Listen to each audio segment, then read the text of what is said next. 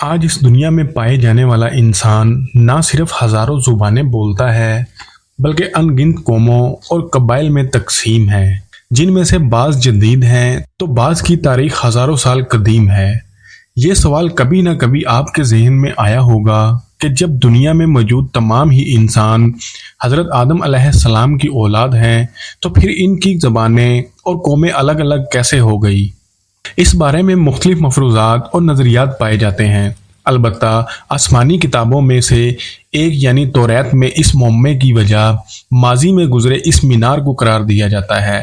یہ مینار دنیا کی قدیم ترین شہر بابل میں موجود تھا، جسے مغربی اقوام ٹاور آف بیبلون کے نام سے جانتی ہے۔ دریائے فرات کے کنارے آباد یہ شہر اس قدر قدیم تھا کہ اس کا ذکر 4000 سال قبل مسیح کی تحریروں میں ملتا ہے۔ البتہ بابل کو عروج اس وقت حاصل ہوا کہ جب 1750 قبل مسیح میں حمورابی نامی بادشاہ نے اسے اپنا پایہ تخت بنایا تو یہ اس کے دور حکومت میں دنیا کا سب سے بڑا اور خوبصورت شہر بن گیا۔ توریت کے مطابق جب قابیل نے حابیل کو قتل کیا تو حضرت آدم علیہ السلام اس سے ناراض ہو گئے اور قابیل اپنے اہل و عیال کے ساتھ بھاگ کر بابل کے قریبی پہاڑوں میں چلا گیا۔ تبھی سے اس جگہ کا نام بابل پڑ گیا، جس کے معنی فرقت یا جدائی کے ہیں۔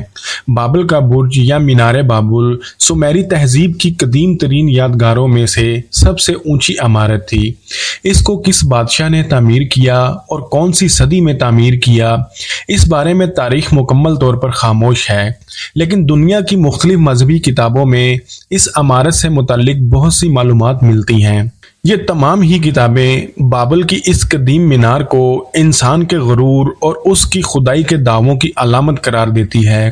قدیم الہامی کتاب توریت طوفان نوح کی تباہ کاریوں کے بعد بابل شہر کے ازسر نو بسائے جانے کی کچھ رودات یوں بیان کرتی ہے کہ اس زمانے میں تمام نوع انسانی ایک واحد قوم سے تعلق رکھتی تھی، جس کی زبان بھی ایک تھی۔ اس قوم کو حکم دیا گیا کہ وہ مشرق کی جانب ہجرت کریں اور شہنار نامی زمین میں جا کر آباد ہوں۔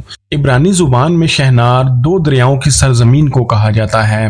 ماہرین اس لفظ سے مراد عراق میں پائے جانے والی 2 دریا یعنی دریائے دجلہ اور فرات کی درمیانی وادی لیتے ہیں۔ یہاں رہتے ہوئے نوع انسانی نے بہت زیادہ ترقی کی، ایک عالیشان محل تعمیر کیا اور اپنی زندگیوں کو آسودہ حال بنایا۔ پھر اسی قوم میں ایک ایسا بادشاہ پیدا ہوا جس کے دل میں یہ خیال گزرا کہ اسے مٹی اور اینٹوں سے ایک ایسا بلند و بالا مینار بنانا چاہیے کہ جس پر چڑھ کر وہ جنت تک رسائی حاصل کر سکے۔ اس بادشاہ نے اپنے ماتحت لوگوں کی مدد سے ایک انتہائی عظیم الشان محل تعمیر کروایا، لیکن ظاہر ہے کہ مینار چاہے کتنا ہی اونچا کیوں نہ ہو وہ آسمان تک تو نہیں پہنچ سکتا تھا، لہٰذا یہ اپنے اس عمل میں ناکام رہا۔ اس عمل کی پاداش میں خدا نے انسانوں کی اس جماعت کو کئی قوموں میں تقسیم کر دیا اور ان میں بولیاں بھی مختلف بولی جانے لگی۔ توریت میں اس بادشاہ کا نام درج نہیں، البتہ دیگر بہت سی کتابوں میں اس بادشاہ کی الگ الگ نام بیان کیے جاتے ہیں۔ تاریخ طبری کے مصنف کے مطابق یہ بادشاہ نمرود تھا، جس نے آسمان میں خدا کی تلاش کی غرض سے اس مینار کو تعمیر کروایا۔ ایسے ہی ایک واقعے کی نشاندہی قرآن مجید میں بھی کی گئی ہے۔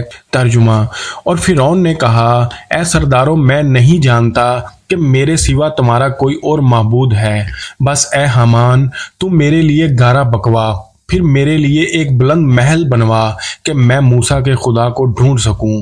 سورہ القصص آیت نمبر 38۔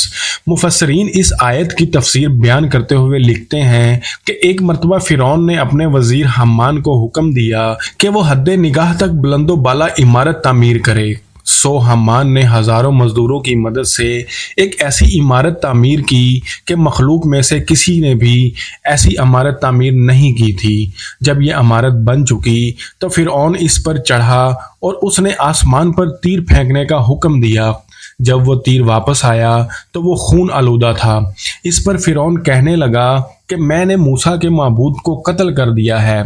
بابل کا برج اور فرعون مصر کی تعمیر کردہ بلند و بالا عمارت کی مقامات بھلے ہی مختلف ہوں، لیکن ان دونوں کے پیچھے ایک ہی کہانی کار فرما ہے، اور وہ انسانی غرور و تکبر اور خدائی کے جھوٹے دعوے تاریخی حوالوں کے مطابق شہر بابل کا یہ مینار بادشاہ بخت نصر کی عہد تک موجود تھا، جو اس وقت بابل کی سب سے بڑے دیوتا کی عبادت گاہ تھا، جبکہ بہت سے تاریخ دان اسے ایک رصد گاہ بھی خیال کرتے ہیں جہاں سے کائنات میں پھیلے ہوئے اجرام فلکی پر نظر رکھی جاتی تھی۔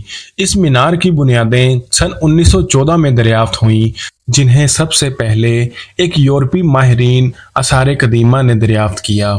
البتہ بابل کے اس مینار کی قدامت کا اندازہ آج تک نہیں لگایا جا سکا کہ اسے کب اور کون سے زمانے میں بنایا گیا تھا۔